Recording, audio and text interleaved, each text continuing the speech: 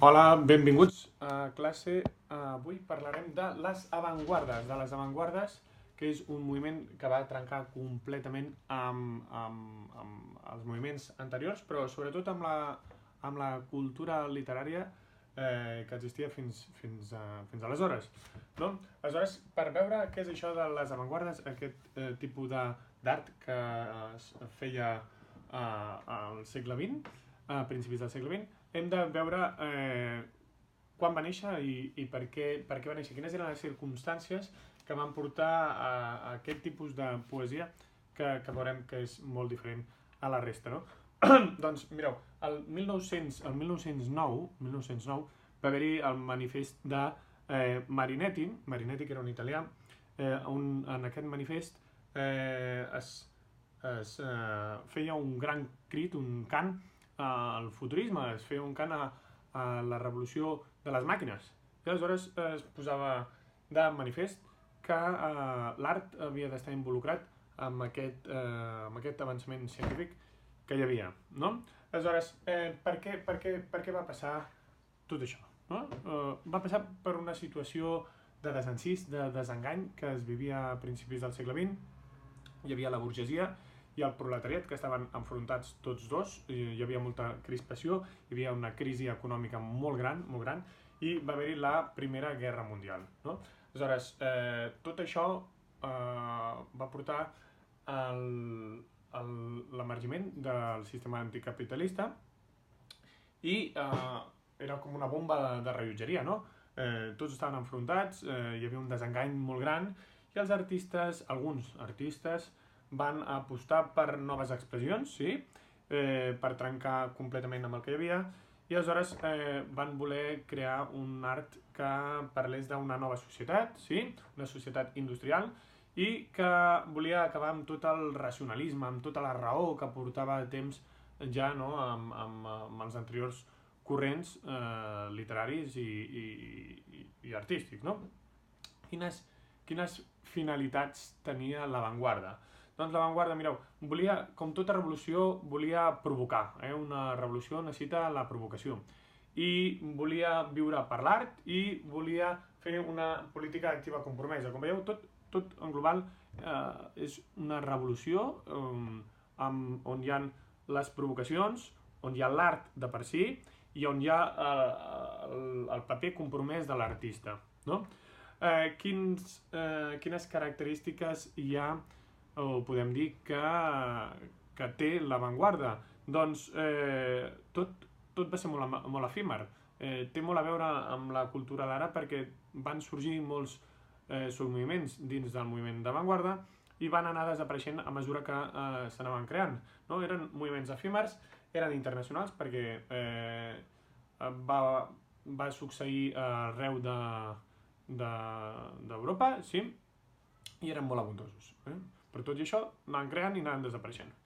Aleshores, característiques. Primer de tot, hem de veure que l'avantguarda el que intenta fer és trencar amb l'art tradicional, amb aquest moviment del pèndol que sempre hi ha en l'art, doncs aquí també, no? Intenta trencar amb l'art tradicional i procura crear noves formes artístiques que de veritat siguin noves, no tornar un altre cop amb el canvi del pèndol de visionat dels clàssics o no visionat dels clàssics.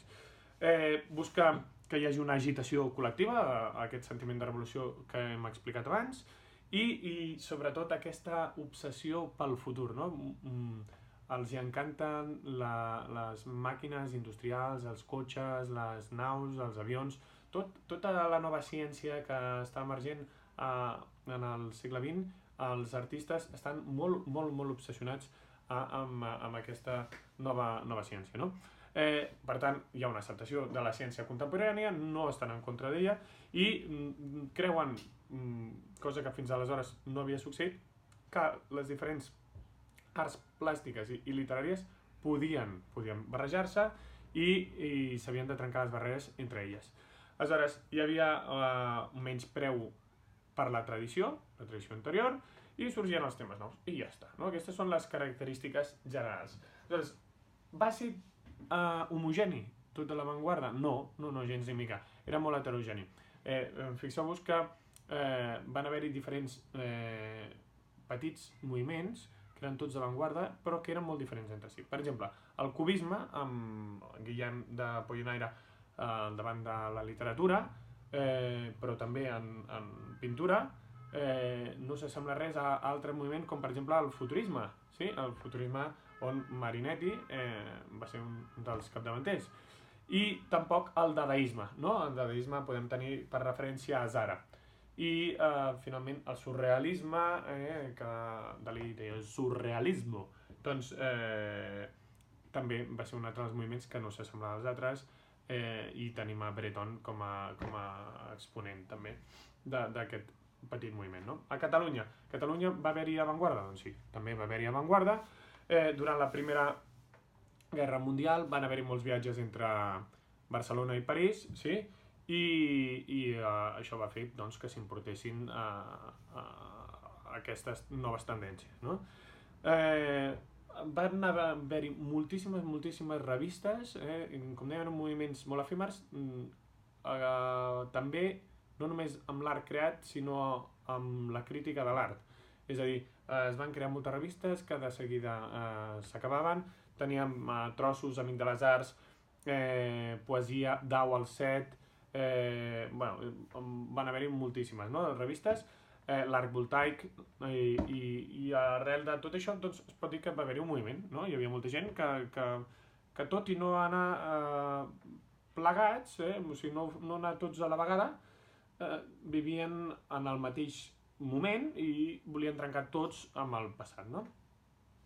Aleshores, parlarem de dos autors de l'avantguarda, dos autors importants, tot i que va haver-hi molts més, com són Joan Salvat Papasseit i Josep Vicenç Foix.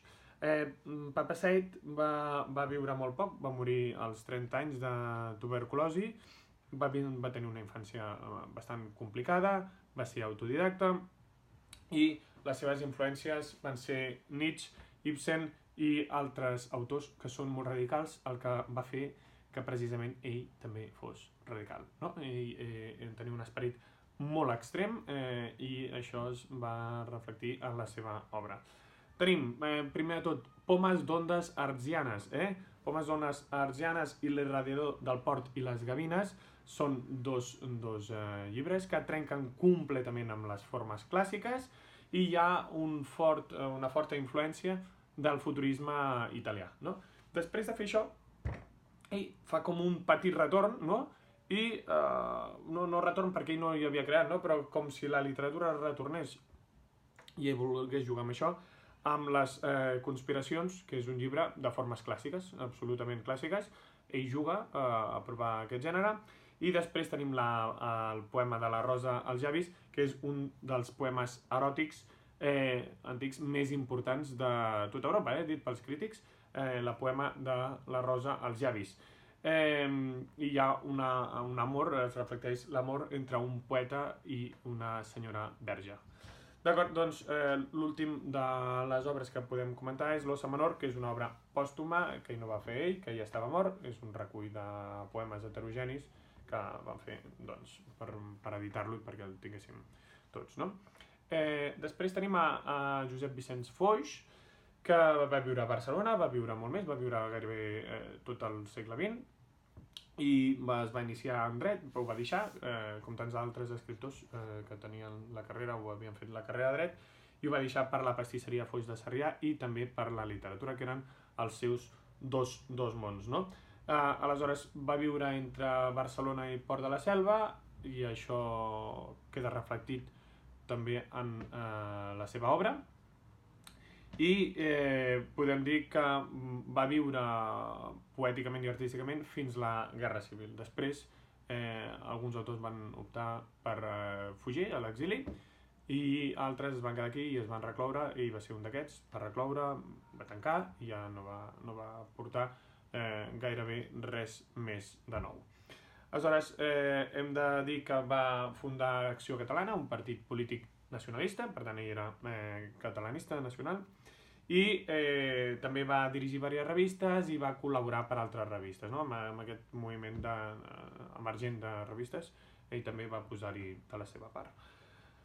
Obra de Josep Vicenç Foix, tenim Sol i Dol, que polaritza, no? Intenta posar en contraposició les dues tradicions, la tradició clàssica i la tradició d'avantguarda, sí? Fa citacions medievals, fa sonets, cosa bastant estranya per un avantguardista, però fa precisament per això, per posar-ho en contraposició amb temes moderns, no? Tenim Gertrudis i KRTU, que és poesia en prosa, sí? I explora l'inconscient de l'ésser humà. Estan publicats abans de la Guerra Civil.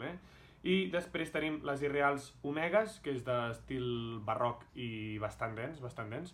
I també tenim On he deixat les claus, que s'endinsen al món oníric, al món dels somnis.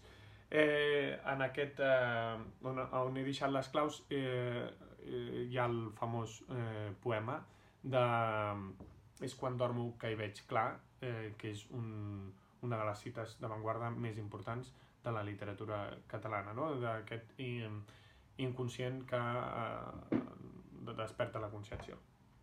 També tenim Diari, que és una publicació de diversos llibres, i 11 Nadals i un Cap d'Any, que parla del país, de la llengua i de la situació del moment.